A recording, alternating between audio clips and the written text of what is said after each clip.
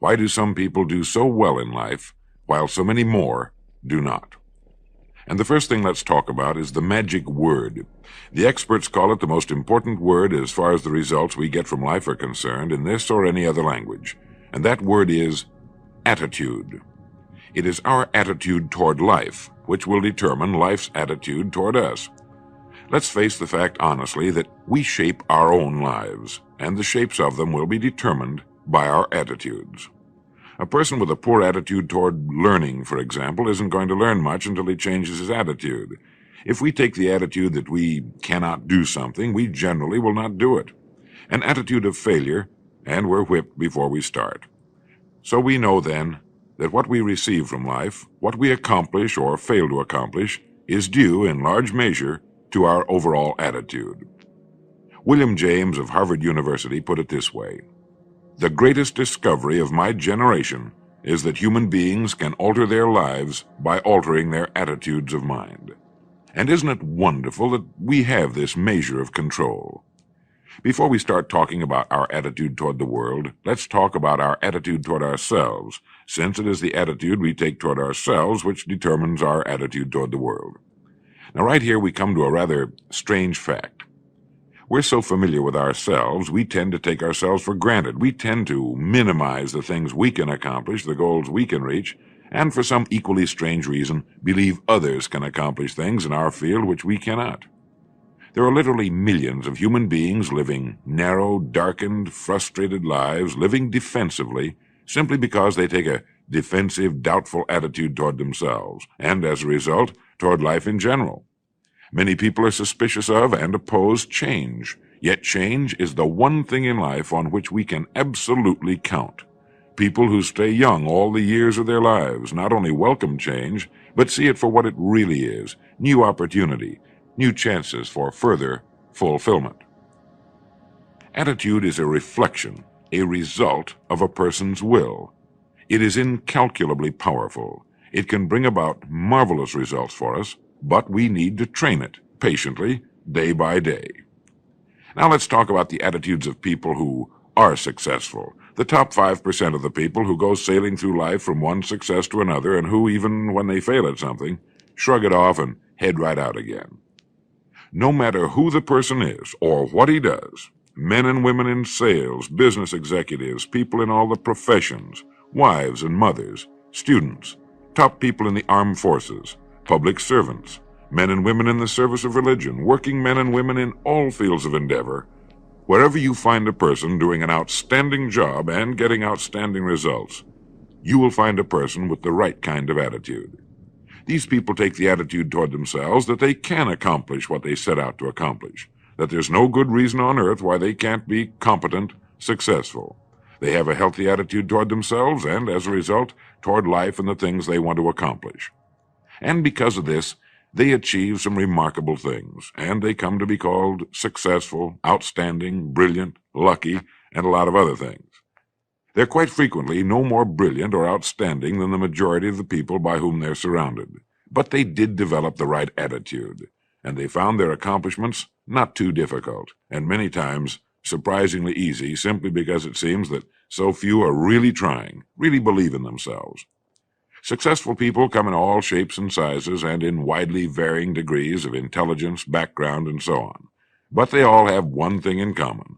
They expect more good out of life than bad. They expect to succeed more than they fail. If you want something worthwhile, take the attitude that there are a lot more reasons why you can have it than there are that you cannot, and set out to earn it. Go after it, work at it, ask for it, and 9 times out of 10, you'll get it. Our environment is really a mirror of our mental attitude. If we don't like our environment, we have to change our attitude first. Now, the world plays no favorites. It's impersonal. It doesn't care whether we change or not. Adopting a good, healthy attitude toward life doesn't affect the world and the people in it nearly as much as it affects us. It would be impossible to even estimate the number of jobs which have been lost, the number of promotions missed, the number of sales not made, the number of marriages ruined by poor attitudes. But you can number in the millions the jobs which are held but hated, the marriages which are tolerated but unhappy, All because of people who are waiting for the world and others to change toward them, instead of being big enough and wise enough to at least make a test which will prove beyond any shadow of a doubt where most or at least a big part of the trouble lies. Studies made of the lives of literally thousands of successful people have shown that they radiate confidence, assurance, they expect success, and they get success. You can spot these people by the way they walk, by the way they look and act. You can feel it about them when they enter a room. They may be short and fat, or tall and thin, or any combination in between, but they have about them the attitude of success. Right now, I want you to realize, if you don't already, that in 5 years or less, you can get right to the top of the work you're now doing. I know this, but the important question here is, do you know this? The minute you do know it, you'll have this right attitude I'm talking about. The easiest and most effective means of forming a good attitude habit is to begin to act as though you have a good, positive, expectant attitude toward life. That's right. Begin right now to walk, act, and look as though you belong to this group. If you're already in the top 5%, you'll know what I mean. If you've never tried it, you'll be amazed at what happens. Actions trigger feelings, just as feelings trigger actions. Now, let me tell you of a little test you can make which will prove beyond any shadow of a doubt that a good attitude can change a person's life as dramatically as walking from a darkened room into the bright, clear light of day. Not long ago, I read a line which went, "Life is dull only to dull people." This is true, but it also could have read, "Life is interesting only to interesting people," or "Life is successful only to successful people." And what I'm trying to say is that you must first become, mentally, from an attitude standpoint, that which you wish to achieve. A famous restaurateur was being interviewed by a reporter who asked, "When did you become successful?" He replied, "I was successful when I was sleeping on park benches, because I knew what I wanted to do and that I would do it." In short, his attitude had been one of success, of expecting success, long before the material, the tangible rewards of success had been earned. We'll get into this particular phase of Lead the Field in record number 3, A Worthy Destination. But for now, remember that a person must act, look, and because of these things, feel successful before the success he seeks can come.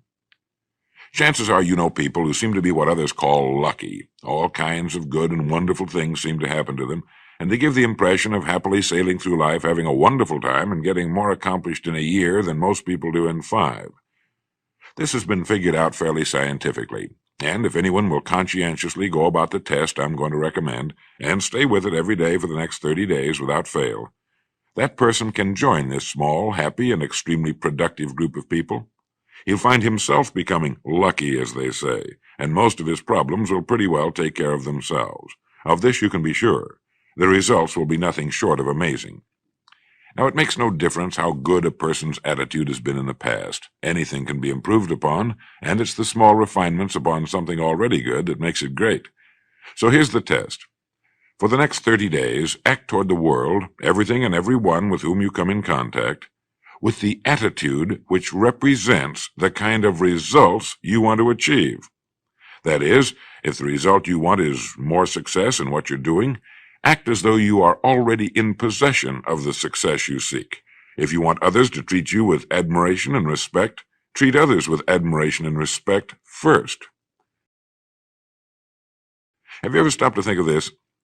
Every human being on earth is the most important human being on earth as far as he or she is concerned. You may never get anyone to admit it, but it's a fact.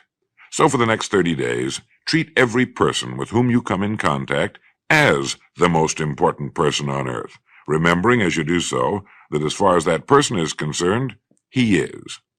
Now, the reason I say treat everyone in this fashion is mainly because this is the way human beings ought to treat each other, and because it will help you form a habit that will bring you amazing and delightful results for the rest of your life. Have you ever noticed that the higher you go in any organization of value, the nicer the people seem to become? You see, the bigger the person, the easier it is to talk to him, to get along with him, to do business with him. Do you know why? It's because he's got a good attitude, and people with the best attitudes just naturally gravitate toward the top. So for 30 days, act toward others and the world at large in exactly the same manner you want the world and others to act toward you. Treat your wife or husband as the person he or she really is, the most important person in your life. And the same with the children. Carry out into the world each morning for 30 days the kind of attitude you would have if you were the most successful human being on earth. And notice how it quickly develops into an habitual attitude. When a person does this, he should realize he has already placed himself on the road to what he seeks. He is right now in the top 5% of the people in this or any other country. He has prepared the ground and planted the seed. He has made of himself a magnet, an embodiment of that which he seeks. Before metal can be cast into a desired shape, the mold, the expectant receptacle, must first be fashioned. Before a building can be erected, the excavation must be made and the foundation laid. And before a person can achieve the kind of life he wants, he must become that kind of individual. He must think, act, talk, walk, and conduct himself in all of his affairs as would the person he wishes to become. He is then actually that person, and the things that person would have and do will naturally come to him. Almost immediately, a change will be noticed. Irritations that used to frustrate and annoy disappear. When some less informed individual gives you a bad time, stay on the track. When someone cuts in front of you with his car or acts in any other manner that shows his ignorance and lack of courtesy, don't permit yourself to drop to his level. Pity him, for that's what he really deserves. That's the very group a person doesn't want to belong to. And if he acts like them, well, let's face it, he belongs with them. There's nothing in the world that men, women, and children want and need more than the feeling that they're important, that they're needed and respected. They will give their love, their affection, their respect, and their business to the person who fills this need. So the magic word is attitude. And in summing up, a few points to keep in mind. 1. It is our attitude at the beginning of a task which, more than anything else, will affect its successful outcome. 2. It is our attitude toward life which determines life's attitude toward us. 3. We are interdependent. It is impossible to succeed without others, and it is our attitude toward others which will determine their attitude toward us. 4. Before a person can achieve the kind of life he wants, he must become that kind of individual. He must think, act, talk, walk, and conduct himself in all of his affairs as would the person he wishes to become. 5. The higher you go in any organization of value, the better will be the attitude you'll find. 6. Your mind can hold only one thought at a time, and since there's nothing at all to be gained by being negative, be positive. 7. The deepest craving of human beings is to be needed, to feel important, to be appreciated. Give it to them, and they'll return it to you. 8.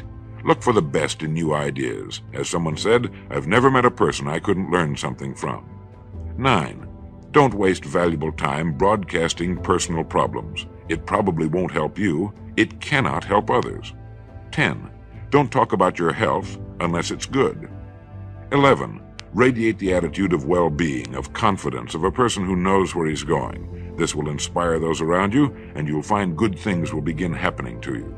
And 12, lastly, for the next 30 days, treat everyone with whom you come in contact as the most important person on earth. If you'll do this for 30 days, you'll do it for the rest of your life. Remember the words of Walter Dill Scott of Northwestern University. Success or failure in any undertaking is caused more by the mental attitude even than by mental capacities. Thank you.